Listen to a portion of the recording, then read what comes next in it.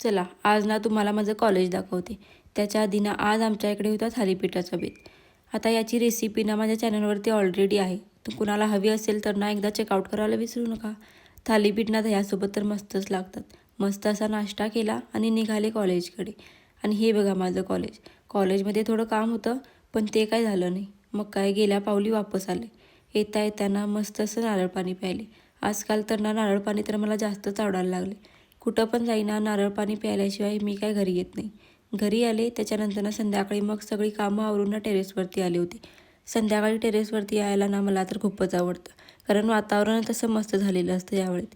तिथे थोडा टाईमपास केला आणि दुपारी ना माझं पार्सल आलेलं होतं एक. ते काय ओपन केलं नव्हतं. मग काय बसले ओपन करायला. तर ना हे मी फ्लिकचं रोजबेरी वॉटर मागवलं आहे. आता बघू याचा रिझल्ट कसा आहे तो.